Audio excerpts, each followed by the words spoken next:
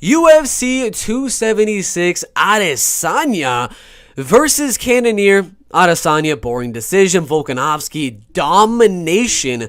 Unanimous decision. By far the greatest skilled UFC featherweight fighter of all time in terms of accomplishments.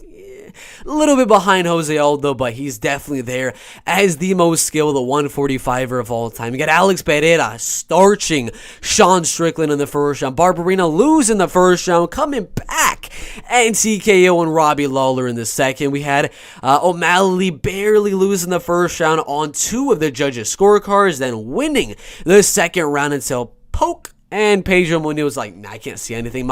All I can see is black. They had to call out the fight, no contest. Jalen Turner rocking Brad Riddell with a right hook. Riddell just going into panic mode, going for the double leg takedown. Jalen Turner, as tall, lengthy, submission skills, just cranked on that guillotine, submitted him easily with that full mount position. Jim Miller with the exact same thing after tripping Donald Cerrone after a head kick. He falls. Doesn't really go for a takedown, but Jim Miller just jumps on him, latches onto the guillotine, cranks, gets it. Ian Gary doing what he does, staying at range, staying away from the pressure, and countering Gabe Green, rocking him plenty of times in the fight, even knocking him down in what I remember was the third round, but it could have been the second round. Dricko du Plessis, dude, that dude looked amazing in the second and third round, like almost knocked out Tavares so many times in the later rounds of that fight. First round was a little dicey. I mean, he got rocked a little bit coming in. Was doing a sort of a bad game plan, in my opinion, trying to wrestle and grapple. Not a good game plan. Second and third round, he showed how good of a striker he was. But again, if he comes through a guy that's a better technical kickboxer than Dricko du Plessis, who's able to stay away with the movement and things like that, and who's able to mix it in with the takedowns, he can definitely have a rough time with those type of guys. But we have Andre Muniz, a guy that I think could challenge Adesanya for the belt. He's not going to win. He's not going to win the fight. His takedowns against Uriah Hall were very, very good. But he wasn't able to get the submission like I suspected with the fight. That's why we bet Andre Muniz by a decision. Wasn't able to get the submission. He had the back position. He had armbar attempts and things like that. But he's not going to go out there and submit Adesanya, in my opinion. Adesanya's movement is a lot better than Uriah Hall. He could theoretically go out there and win, but I don't think he's a future champion. He could beat a lot of the guys in the top 10. I say Derek Brunson would be a good fight next for Andre Muniz, but a good unanimous decision. Barber going out there round one.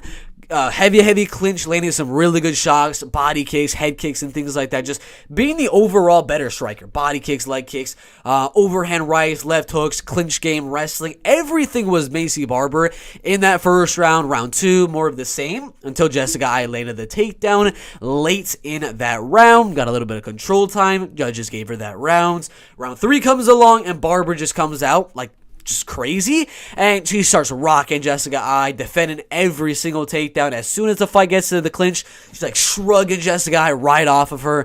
I mean, it was a really good performance. Jessica Ai retires, unanimous decision for Macy Barber. I mean, who did not expect that outcome? Come on, that was of course what was going to happen. And then the most unpredictable fight of the night. An armbar submission win 42 seconds in from Juliha after Jessica Rose Clark catches her with a good right hands. Juliha I think she had landed a double leg or a trip takedown. I'm not too sure if I remember. Got it down, got side control, armbar, and that was it. I think her shoulder or her elbow might have dislocated. I heard reports on that. She's in the hospital right now getting a cast put on, a splint, something like that to really stabilize the elbow area as of right now, but this didn't seem like a win-or-go-home situation for both girls. They're both on losing streaks in the UFC's bantamweight division, and you know, at this point, there's a good chance she might get cut from the UFC. But those are the results. Juliha, as an underdog, won her fights. We had, who else is an underdog? Brian Barberena. You can kind of say he was the underdog. It was kind of minus 110. Pereira is the underdog. I still don't know why he was the underdog. He just was. And then all the favors looked pretty good. I mean, Volkanovski dominated. Adesanya looked amazing. Turner looked absolutely amazing. Pereira, I mean, Jim Miller looked amazing. Gary looked amazing. Dricus looked really good. Andre looked really good. Barber looked really good. I mean, it was a really good card. A lot of good prospects. Future ranked fighters like Like Macy Barber, in my opinion, will be in the top 5 in a few years from now. Andre Muniz will be in the top 5 in a year or two. Dricus will be in the top 5 in a few years. Maybe in a year. Ian Gary, I can see him in the top 15. I don't see him as a future champion or anything like that. And then, come on, the most wins in UFC history, most fights, most submissions, TKOs. I mean, this dude has so many records. Turner's joining the top 15. I think he can make a run in the lightweight division, because he's got very tall, very lengthy features, and he's a legit grappler as well, submitting Brad Riddell in that fight. O'Malley, Munoz, it was tough. It was tough to see that fight, but that's what happened. I mean, what are we going to say? What are we going to say about it? But a future top 5 guy, in my opinion, and a future retired fighter in Pedro Munoz. What can I say about that one? Banger. Title challenger. He's going to fight for the belt next. Strickland's going to probably fight Jared Cannonier or something. I don't know. I don't know what they're going to do with Strickland at this point. Holloway's probably going to get Josh Emmett or something while Volkanovski goes up to the lightweight division. Adesanya's going to fight Pereira. Cannonier's probably going to fight Strickland. And, there's some good things happening after this card. A lot of guys, I think, that can compete for a title in the next couple of years, compete in the top 5, top 10, the top 15 of their respected divisions. So we're going to look back on this card in 2 years, 3 years, 4 years, maybe even like 10 years down the line, and we're going to see just how many stars and just how many champions and how many title contenders and ranked fighters that are on this card. I mean, there are so many great fighters on this card. It's just absolutely insane. And we did miss a few fights. A few of them did get canceled with Bobby Green, with Casey O'Neill, with Miesha Tate, Laura Murphy, and things like that. But it was a good card. I mean, fight of the night, in my opinion, was Dricus versus Tavares. Possibly, you could say Barberena and Robbie Lawler as well. But amazing card, UFC 276. Can't wait for 277. Those are the results, as in what actually happened on the card, but we have UFC 276 betting results as well. We did put $100 on Sean Strickland plus 150.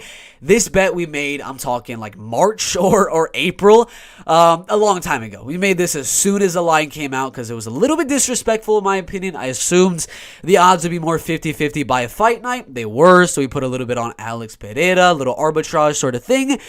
Did the same with Robbie Lawler. We put $204 on Lawler right there, and then I was like, it's too risky of a fight. I backed out of that fight, cashed out immediately, because that is just not a fight I really wanted my money on.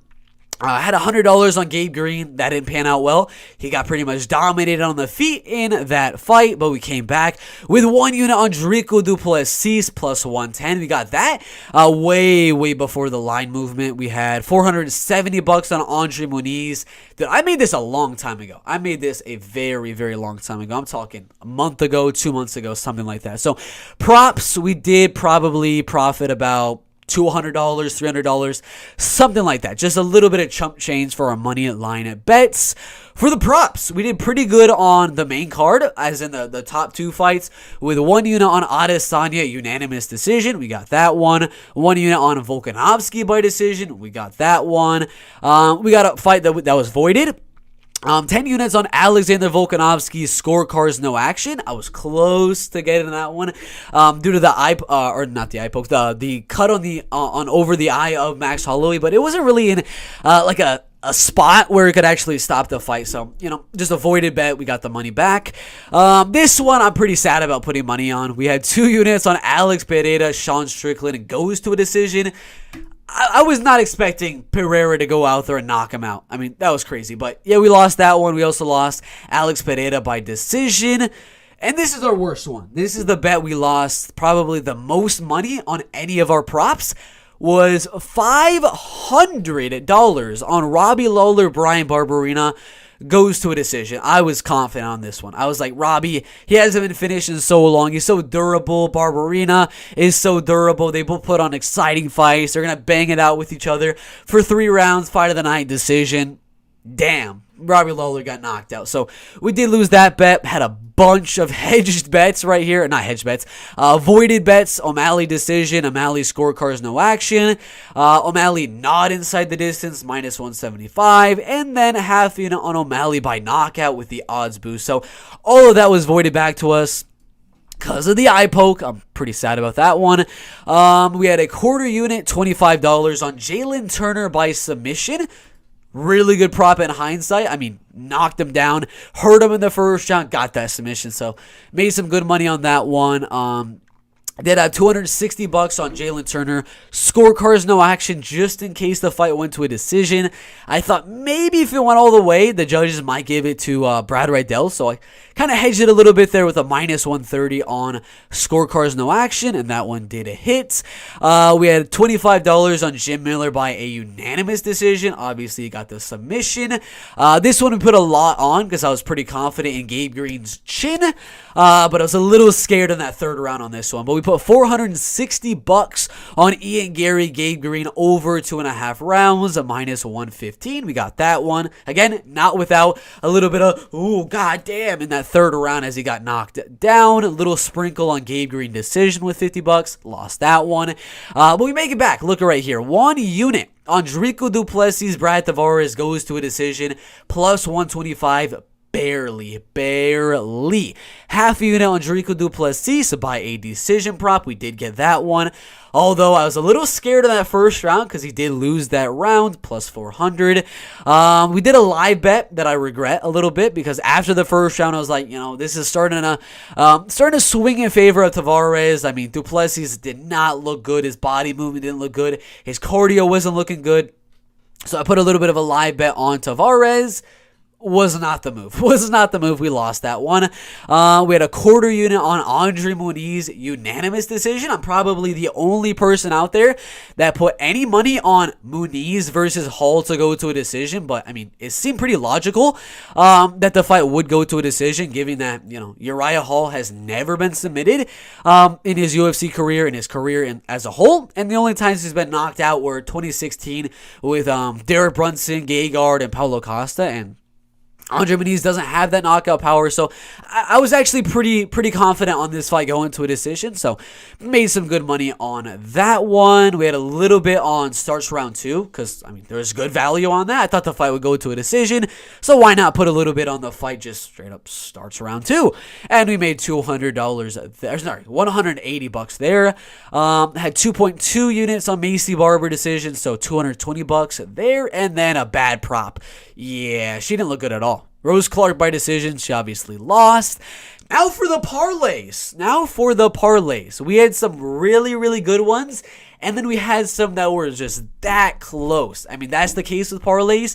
You can get all the way to the last one and lose that last one. And you're going to lose the parlay. So we had some really good parlays, and we had some one that were just so damn close. We had 1 unit on Adesanya, money line, Alexander Volkanovski, money line.